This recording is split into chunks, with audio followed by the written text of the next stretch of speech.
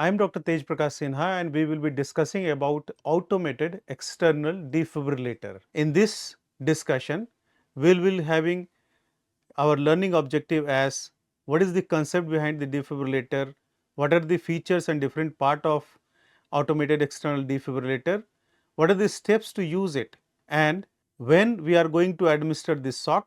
So, these will be our objectives. So, a defibrillator is an electronic device that sends an electrical shock to heart to stop extremely rapid irregular heartbeats and restore the normal heart rhythm. So, whenever you are having a condition where you are doing CPR, the usual rhythm we get many a times is fibrillatory motions or movements of the heart. So, that is the rapid irregular heartbeat. So, this device converts it to a normal one.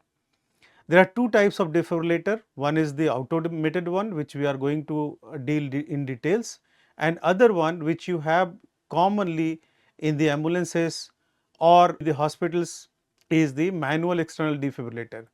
The automated external defibrillator can be used by anyone, whereas the manual defibrillator requires a higher level of training.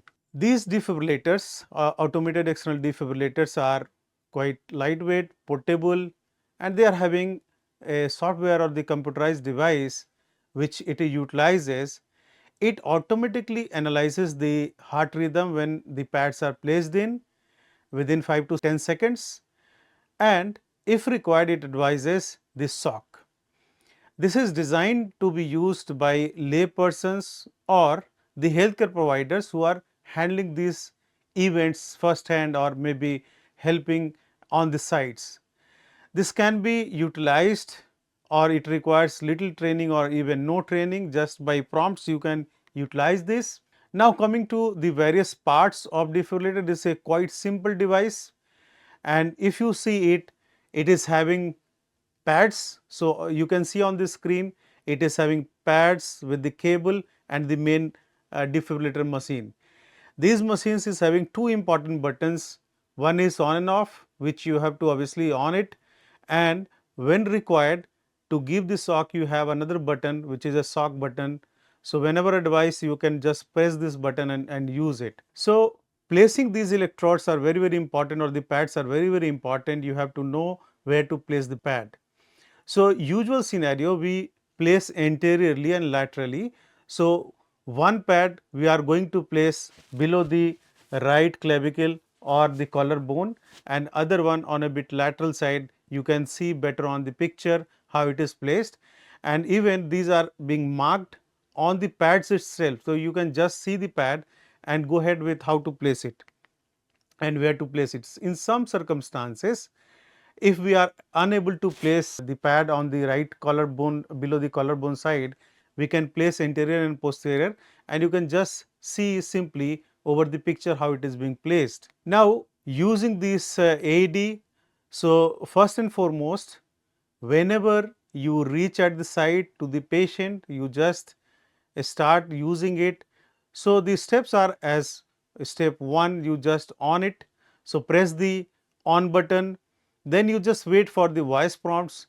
You will receive a voice prompt and then just follow the voice prompt. So, the step 2 is once you have on the machine, you attach the pad, it will prompt you. So, you attach the pads at the designated places, and then it will assess the rhythm, and whenever a shock is advised, it will again prompt you that you should be not touching the patient and nobody should be touching the patient.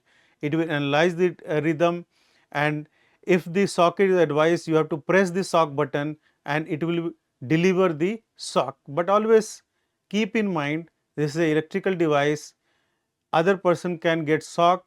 That is why always remember, whenever you are owning, before being delivering the shock, you should be saying I am clear, you clear, all clear. You must vocalize it promptly there, so that other people should not get the shock.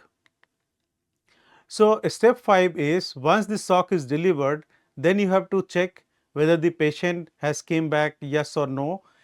Many times you might not get the patient back, their cardiac rhythm back, or the function is back, then you have to continue with the CPR. Again, the machine will prompt you, continue with the CPR.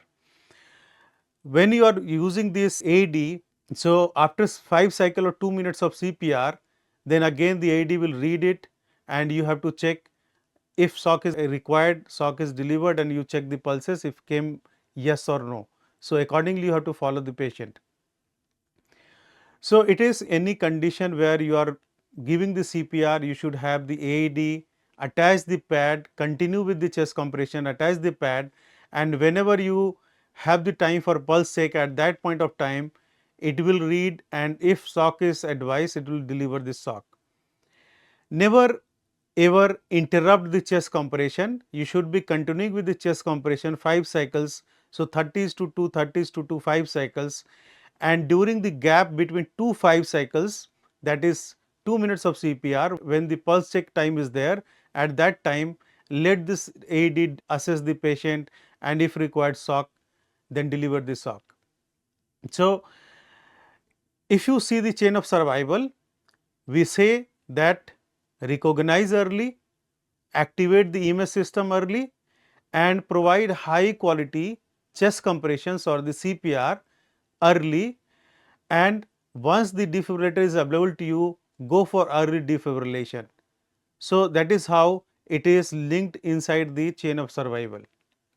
So in summary, whenever you have a CPR condition, you must have automated external defibrillator and perform it early, rapidly whenever you have this kind of scenario of cardiac arrest.